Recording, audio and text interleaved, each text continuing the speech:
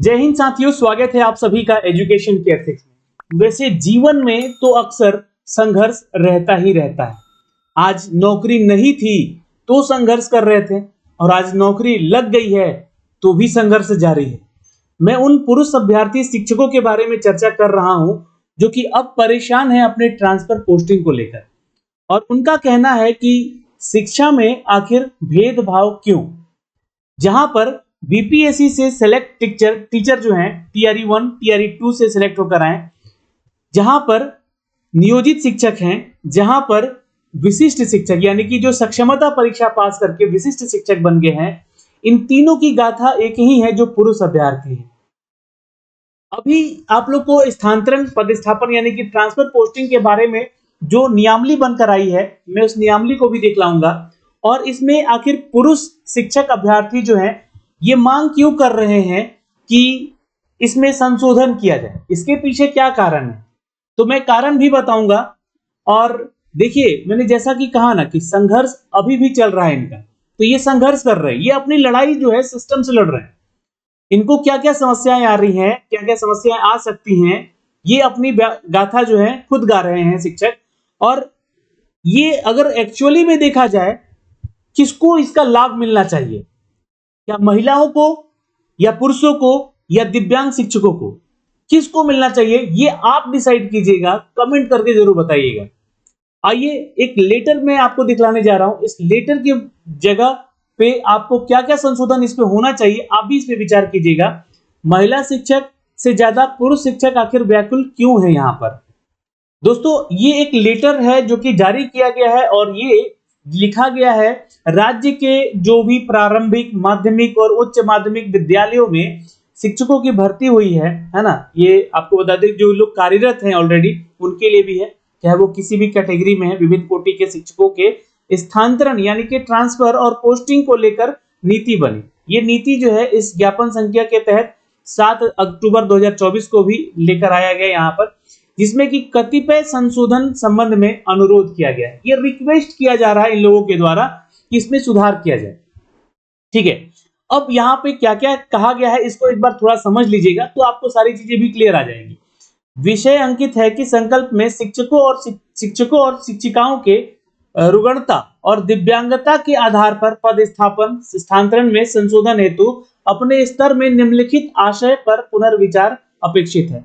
यानी कि यहाँ पर इनका कहना है कि आप शिक्षकों और शिक्षिकाओं के जो भी अभी अवस्था है या दिव्यांग जो भी शिक्षक है उनके आधार पर जो है पदस्थापन का जो नियमावली यहाँ पर तैयार करके दिया गया है उसमें संशोधन करने की आवश्यकता है। कंडिका 1 के क्रम संख्या 1, 2 और 3 में और 4 पर असाध्य रोग के बारे में बताया गया है। गंभीर रुग्णता के बारे में यानी कि कोई गंभीर समस्या है आपको, या दिव्यांग जो भी छात्र यहाँ पे उनके जो भी शिक्षक हैं, दिव्यांगता से प्रभावित शिक्षकों के स्थानांतरण में शर्त रखा जाना।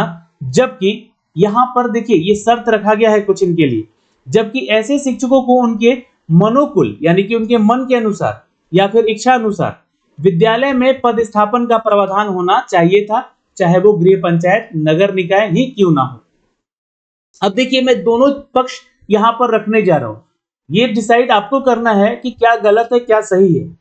पहला पक्ष ये है कि यहाँ पे बात किया गया है किसके लिए भाई, तो यहाँ पे बात किया गया है कि जो असाध्य रोग से पीड़ित है, ठीक है, और जो गंभीर रूप से अभी कोई समस्या में है या दिव्यांग है ना, इनके लिए स्थानांतरण में शर्त तो बिल्कुल नहीं रखना चाहिए था। मेरा ऐसा मानना है, आपका क्या कहना है आप बताइएगा। ठीक है, इनके लिए सही में कोई शर्त नहीं रखा जाना है और ये सही मांग भी यहाँ पे उठी है कि शर्त रखा जाना एक गलत निर्णय है यहाँ पे। जबकि ऐसे शिक्षकों के उनके मन के अनुसार या इच्छा के अनुसार विद्यालय में पदस्थापन का प्रावधान होना चाहिए। तो ये मेरे अनुसार अगर देखिएगा तो जो यहाँ पर ये जो पॉइंट है ये बिल्कुल सही पॉइंट लिखा गया है मेरे अनुसार। आपकी क्या राय है इसमें बताइए, कौन कौन सा जो पॉइंट है यहाँ पे आपके अनुसार सही या गलत। ठीक है, अब यहाँ पे देखिएगा तो जो दूसरा पॉइंट है ख वाला है ना, और यह प्रावधान होना चाहिए। देखिए यहाँ पे जो बातें लिखी है मैं बता दूं कि पदस्थापन का प्रावधान होना चाहिए था, चाहे वो गृह पंचायत में हो या नगर निकाय में क्यों ना हो। ये इनके अनुसार जो भी लोग हैं या गंभीर समस्या से पीड़ित हैं या फिर आप असाध्य रोग से हैं या फिर दिव्यांग हैं, तो इनको यहाँ पे क्या है तो भाई इनको यहाँ पे जो है अपने मन के अनुसार गृह पंचायत या नगर निकाय जहां भी वो चाहते हैं उनको पोस्टिंग देनी चाहिए। ये बिल्कुल पॉइंट सही है यहाँ पे। दूसरा पॉइंट है कि यह की रुग्णता या दिव्यांगता, जिसको हम लोग पीएच कैटेगरी के शिक्षक कहते हैं, प्रभावित व्यक्ति से में, है ना, प्रभावित व्यक्ति में स्वयं हो या पति पत्नी या बच्चों का उल्लेख है। ठीक है, यहां पर बोला गया है। जबकि उक्त प्रभावित व्यक्ति की श्रेणी में माता पिता को भी शामिल किए जाने का प्रावधान होना चाहिए। जी हाँ, बिल्कुल होना चाहिए। जो पीएच कैटेगरी से शिक्षक बने हैं लोग, चाहे नियोजित हैं, चाहे वो आप सक्षमता परीक्षा पास करके आए हो या फिर आप बीपीएससी के जरिए पास करके आए हो और आप पीएच कैटेगरी से संबंधित है, तो उनके लिए यहाँ पे प्रावधान किया गया है कि आप पति पत्नी या स्वयं या बच्चों का उल्लेख यहाँ पे करके आप लोग जो अपना पोस्टिंग अपने क्षेत्र में, अपने पंचायत में, नगर निकाय में ले सकते हैं। तो बिल्कुल इनके लिए कहना सही है। ये पॉइंट भी सही माना जाता है कि आप माता पिता को क्यों छोड़ दिए, माता पिता को भी इसमें शामिल रखिए, जो कि प्रावधान यहाँ पे होना चाहिए। और इनको अपने ही क्षेत्र में, चाहे अनुमंडल हो चाहे पंचायत हो, इनका वहां पे इनका पोस्टिंग देना चाहिए। ये उन्हीं की बात हो रही है जो दिव्यांग हैं लोग। तीसरा पॉइंट लिखा गया है कि कंडिका 1 के क्रम में जो संख्या 7 लिखा गया है, इसमें बोला कि सिर्फ शिक्षिका के पति के पदस्थापन के आधार पर पति के पदस्थापन स्थल को आधार बनाया गया। अब देखिए, मतलब कि महिला जो छात्रा है, यहाँ पे थोड़ा सा ये तो सरकार ने यहाँ पे गलत किया है और यहाँ पे इन लोगों का मांग भी बिल्कुल सही है। शिक्षा व्यवस्था में कोई भी विचार यहाँ पर बता दे कि अलग नहीं होना चाहिए, क्योंकि महिला जो शिक्षिका हैं, महिला जो शिक्षक हैं, है ना, ये एक तो जब बहाली की प्रक्रिया हुई थी उस समय इनको आरक्षण देकर आगे बढ़ाया गया कि आप पुरुषों के साथ कंधे से कंधा मिला के जो है नौकरी कर सके, और फिर यहाँ पे भी आके इनको प्रायोरिटी दिया जा रहा है। अच्छा, यहाँ पे बोला जा रहा है कि क्रम संख्या जो 8-7 में लिखा गया कि मैं सिर्फ शिक्षिका के पति के पदस्थापन, मतलब कि इनके पति का जो पदस्थापन है उसके आधार पर पति के पदस्थापन स्थल को ही आधार बनाया जाए और वहीं पे महिला को ट्रांसफर किया जाए, महिला शिक्षिका को। तो अगर वो चाहती हैं तो ऐसे में, ठीक है, ये भी ध्यान रखिएगा। तो महिला शिक्षिका जो है ये पति के पदस्थापन के आधार पर पति के पदस्थापन स्थल का आधार बनाया गया है। ठीक है, जबकि इनका जो कहना है इसमें शिक्षिका के साथ साथ शिक्षक के पत्नी के पदस्थापन के आधार पर ही पति के पदस्थापन स्थल के साथ साथ पत्नी के पदस्थापन के स्थल के आधार बनाए जाने से पति पत्नी आसपास के अथवा एक जगह के पदस्थापित हो सकेंगे, जिससे कि अपने बच्चों, अपने माता पिता का देखरेख साथ में कर सकेंगे। बिल्कुल, ये ना तो सिर्फ शिक्षिका के साथ ऐसा सुविधा देना चाहिए, बल्कि उनके पत्नी के अनुसार भी और पति के अनुसार भी, जहां पे एक दूसरे का आसपास से पोस्टिंग हो सके, जिससे कि वो अपने माता पिता, अपने बच्चों का देखभाल कर सके। तो इसमें भी सुधार की जरूरत है। यहाँ पे जो बातें लिखी गई हैं, ये बिल्कुल इसका मैं सपोर्ट करता हूँ यहाँ भी। ठीक है, आपका क्या राय है आप दीजिएगा। देखिए, मैं जो भी शिक्षक लोग हैं यहाँ पे या फिर जो भी अदर लोग वीडियो देख रहे हैं, इसमें आप अपनी राय जरूर प्रस्तुत कीजिएगा कि आप जो है क्या चाहते हैं। ठीक है, या ये मांग सही है या गलत है। फिर यहाँ पे बोला गया है दोस्तों कि थोड़ा ध्यान दीजिएगा, ये अब लिखा गया है, यह कंडिका 1 के क्रम संख्या 8 में सभी पुरुष शिक्षकों को स्थानांतरण उनके गृह अनुमंडल छोड़कर ही किए जाने का प्रावधान किया गया है। यानी कि पुरुषों को गृह मंडल, उनका जो है अनुमंडल नहीं मिलेगा, जबकि महिलाओं को गृह अनुमंडल दिया जा रहा है। ठीक है, तो ये भेदभाव मुझे लगता है कि यहाँ पे नहीं होना चाहिए। ठीक है, मेरे ख्याल से। और उक्त के संदर्भ में विदित है कि राज्य में 8 जिले ऐसे हैं, यहाँ पर बोला भी गया है, जहां अनुमंडल का सीमा क्षेत्र भी वही है, यानी कि उतने अनुमंडल भी नहीं है उस जिलों में। तो आखिर फिर ये ट्रांसफर पोस्टिंग किया जाएगा, अलग डिस्ट्रिक्ट में जा सकता है। तो यहाँ पे वही बात लिखा गया है कि ये जो प्रावधान है कि गृह अनुमंडल छोड़कर ही किए जाने का प्रावधान है पुरुषों के लिए। और उक्त के संदर्भ में विदित है कि राज्य में 8 ऐसे जिले हैं जहां अनुमंडल की सीमा क्षेत्र भी वही है जो जिला का सीमा क्षेत्र है। जाहिर सी बात है, छोटे छोटे जिले हैं। और उक्त स्थिति में स्थानांतरण पदस्थापन यानी कि ट्रांसफर पोस्टिंग हेतु विषय अंकित नियमावली किस हद तक कैसे नियम का अनुसरण करेगा, यानी कि फिर वो जो है अनुमंडल में उनको कैसे पोस्टिंग देगा, दूसरे अनुमंडल में कैसे पोस्टिंग देगा। मान लीजिए कि किसी जिले में जो है ना एक ही अनुमंडल है या 2 ही अनुमंडल है, तो उस स्थिति में फिर कैसे यहाँ पर जो है पोस्टिंग करेगा। तो यहाँ पर कहीं ना कहीं कॉन्ट्रैडिक्ट होगा, सॉफ्टवेयर में ये समस्या आएगी, है ना। और ये भी आपका जो है तथ्य, यहाँ पे जो शिक्षकों की मांग है ये बिल्कुल सही है, इसको भी हम लोग सपोर्ट करते हैं। फिर आगे आते हैं, गृह अनुमंडल के शर्त संशोधित करते हुए गृह प्रखंड का प्रावधान किया जाना शिक्षक हित में न्यायोचित होगा। तो ये मांग बिल्कुल सही है उनका। ठीक है, अब अगला जो 5वां पॉइंट है यहाँ पे कि कंडिका 2 में क्रम संख्या 6 में शिक्षकों को उनके सेवा काल के प्रत्येक 5 वर्ष पर स्थानांतरण की अनिवार्यता का प्रावधान किया गया है। देखिए, यानी कि हर साल 5 साल के बाद, हर 5 साल के बाद आपका ट्रांसफर पोस्टिंग किया जाएगा, जो भी शिक्षक हैं। ठीक है, अब इसमें ये नहीं लिखा गया कि सिर्फ पुरुषों का किया जाएगा, महिलाओं का भी हो सकता है। उक्त प्रावधान में यहाँ पर से शिक्षकों को मनोयोग्य पूर्वक कार्य, है ना, मनोयोग्य यानी कि उनके मन के अनुसार पूर्वक कार्य करने की कठिनाई होगी और शिक्षा की गुणवत्ता बुरी तरह से प्रभावित होगी। तो ये शिक्षक संवर्ग का कहना है ना। लेकिन सरकार क्या सोचती है इस पे? सरकार ये सोचती है कि आपका 5 साल एक जगह पोस्टिंग किया, फिर 5 साल दूसरी जगह पोस्टिंग करेंगे, तो इसमें आप हर एक जिला के या हर एक अनुमंडल के या पंचायत में भी आपका ट्रांसफर हो रहा है, तो वहां के बच्चों को समझने का मौका मिलेगा, है ना। और अगर आपका ट्रांसफर नहीं होगा एक दूसरे से, उनका सरकार का समझना है, तो आप फिर उसी परिस्थिति में आ जाएंगे। किस परिस्थिति में? कि कोई शिक्षक ऐसे भी देखे गए हैं, नियोजित शिक्षक, कि स्कूल ही नहीं गए हैं 6-6 महीने से, पैसा उठा रहे हैं, सैलरी ले रहे हैं, लेकिन स्कूल ही नहीं गए।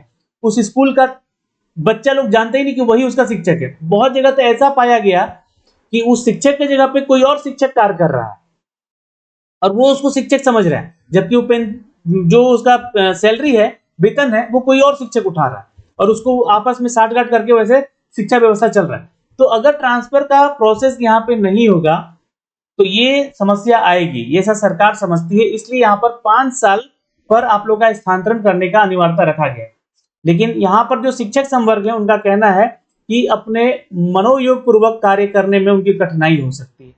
तो जाहिर सी बात है कि यहाँ पर थोड़ा समस्या तो हो ही जाएगा कि आप अपने घर में रहकर पढ़ा रहे, फिर 5 साल के बाद जो है दूसरे अनुमंडल में या फिर तीसरे अनुमंडल में आपको जाना पड़ जाए या फिर दूसरे जिले में जाना पड़ जाए, तब तो समस्या उठेगी ही आपको। तो आप अपनी समस्याएं देख रहे हैं और सरकार जो है बच्चों की समस्याएं देख रहा है कि उसको जो है गुणवत्ता जो पूर्ण शिक्षा हम कैसे दे सके। तो इस पे विचारणीय है, ये विचार किया जाए इस पे, जो है सरकार समझे इस चीज को, है ना, और शिक्षक भी समझे इस चीज को। अगला जो 6ठा पॉइंट है यह है कि कंडिका 2 के क्रम संख्या जो 12 है, यहाँ पे नियमित शिक्षक जो कि बीपीएससी, है ना, नियमित शिक्षक जो कि नियोजित है यहाँ पे, और बीपीएससी टीआरई 1 टीआरई 2 के शिक्षक द्वारा स्थानांतरण और पदस्थापन हेतु विकल्प नहीं देने की स्थिति में अनेक स्थानांतरण पर विचार नहीं किया जाएगा, अर्थात वे अपने पद स्थापित विद्यालय में यथावत बने रहेंगे। देखिए, जो रेगुलर टीचर हैं, जो पहले से कार्यरत हैं लोग, उनको कहा गया है यहाँ पर कि आप और बीपीएससी टीआरई 1 और टीआरई 2 द्वारा जो ऐसे शिक्षक हैं अपना ट्रांसफर पोस्टिंग कर भी सकते हैं, अप्लाई कर सकते हैं, नहीं भी कर सकते हैं। तो ये कहीं किसी हद तक जो है ये आपके साथ जो है भेदभाव हो रहा है। अब इसमें थोड़ा समस्या आ सकता है, शिक्षकों के बीच में ही आपस में मतभेद हो सकते हैं कि बीपीएससी से आए हैं तो उनको प्रायोरिटी दिया जा रहा है, ठीक है, या सक्षमता परीक्षा पास करके आए हैं तो उनको प्रायोरिटी दिया जा रहा है। तो ऐसे में ये सरकार को इस पे भी विचार करना चाहिए, बिल्कुल ये यहाँ पर सोचनीय है, विचारणीय है। और जबकि देखिए 2006-7 में से आज तक जो है सरकारी विद्यालयों में इन्हीं स्थानीय निकाय शिक्षकों और शिक्षिकाओं के कंधे पर प्रदेश की पूरी शिक्षा व्यवस्था बनी हुई थी। लेकिन नवगठित जो स्थानांतरण का नियम बना है, नीति बना है, विशिष्ट शिक्षक समूह को, नियमित शिक्षकों को बीपीएससी टीआरई 1 टीआरई 2 के शिक्षकों की श्रेणी में नहीं शामिल किए जाना कतई यहाँ पर जो है विधि सम्मत नहीं है। ये बातें यहाँ पे लिखी गई। तो इनका यहाँ पे कहना शिक्षक वर्ग का जो है बिल्कुल सही है, इसको सपोर्ट करना चाहिए। इसके ऊपर सरकार को और आयोग को, विभाग को यहाँ पे ध्यान देना चाहिए। फिर कंडिका 2 के क्रम में बोला गया है इसी में कि क में कि वर्णित कोटि में शिक्षकों के भांति सक्षमता परीक्षा उत्तीर्ण विशिष्ट शिक्षकों को भी उनके इच्छा अनुसार यहाँ पर स्थानांतरण पदस्थापन का विकल्प प्रावधानित किया जाना विधि सम्मत होगा। यहाँ पे ये बातें लिखी गई है। अच्छा, इसके अलावा यहाँ पर कोटि के शिक्षकों को, है ना, इस कोटि के शिक्षकों को यानी जो सक्षमता पास है, पूर्व में गठित कई नियमावली के प्रावधानों के अंश भर भी यहाँ पर लाभ यथा प्रोन्नति, प्रधानाध्यापक के पद की प्रोन्नति और निरंतरता आदि जो है ये इसके नहीं मिला है, जिससे कि ये समूह अपने आप को ठगा हुआ महसूस कर रहे हैं। तो ये भी इनका कथन सत्य है, शिक्षकों के साथ हमेशा ऐसा भेदभाव हुआ है। तो इस पे भी सरकार को ध्यान देना चाहिए, है ना। शिक्षिकाओं को वर्तमान में या शिक्षकों को वर्तमान में भविष्य की जो समस्याएं हैं और उसके समाधान के साथ साथ अध्ययन और अध्यापन की गुणवत्ता कदापि सुव्यवस्थित या संबंधित जो है नहीं हो सकती है। इन सभी मुद्दों पे इनको ध्यान देना चाहिए। और ये जो है अपडेट किया गया है संजीव कुमार सिंह जी के द्वारा, और ये वो नियमावली है जिसके बारे में हम लोग चर्चा कर रहे हैं, जहाँ पे ये सारी चीजें लिखी गई हैं, बताई गई। अब इन सबके सारांश अगर देखा जाए तो देखिए, मेरा कहना है यहाँ पर, मेरा पर्सनली कहना है कि अगर प्रायोरिटी दे रहे हैं तो आप पुरुष और महिला में यहाँ पर भेदभाव ना करें सरकार, है ना। जो महिलाओं को सुविधाएं मिल रही है कि उनको अपना पंचायत छोड़कर दूसरे पंचायत भी मिल सकते हैं, तो एटलीस्ट पुरुषों को यहाँ पर जो है उनका अनुमंडल दिया जाए, जो कि गृह अनुमंडल है, ठीक है। ये ऐसा भेदभाव हो रहा है कि इनको गृह अनुमंडल नहीं दिए जाने की बात की जा रही है, और 10 अनुमंडल में से इनको अपना सिलेक्शन करना है कि किसमें आप वो जाना चाहते हैं। तो ऐसा ना करें यहाँ पे सरकार, ठीक है। अगर प्रायोरिटी देना है तो दोनों को दीजिए, और नहीं देना है तो सिर्फ दिव्यांग छात्र शिक्षकों को दीजिए। इन दोनों को हटाइए यहाँ से प्रायोरिटी में से, है ना। फीमेल को भी बोल दीजिए कि आपको जहां हम चाहेंगे वहां पोस्टिंग देंगे, पुरुषों को भी, ठीक है। तब ये चीजें जो है एक समान होंगी। लेकिन फिर समस्या यहाँ पर उनके बच्चों को लेकर, उनके माता पिता को लेकर उठ खड़ी होंगी, और उस स्थिति में जो है यहाँ पर ये फिर से विवाद में फंसा रह जाएगा मामला। तो प्रायोरिटी यहाँ पर पुरुष छात्रों को भी दीजिए, जो मांग कर रहे हैं, यहाँ पर विचारणीय है। और पीएच कैटेगरी के छात्रों को मांग यहाँ पर जो सुविधाएं देना है वो एक अच्छी पहल है सरकार की, इसकी हम लोग यहाँ पे सराहना करते हैं। तो ये अपडेट था दोस्तों, ये नियमावली है, साथ में इस नियमावली को मैं शेयर कर दूंगा आप लोगों को, आप लोग भी पढ़ सकते हैं, देख सकते हैं, समझ सकते हैं क्या क्या चीजें दी गई हैं इसमें, और जो यहाँ पे बातें रखी गई हैं उन बातों को हमने आप तक साझा किया है अपने इस वीडियो के माध्यम से। तो रिक्वेस्ट करूंगा कि वीडियो को शेयर कीजिएगा ताकि इस आवाज को सरकार तक पहुंचाया जाए और इस पर विचार किया जाए। जय हिंद।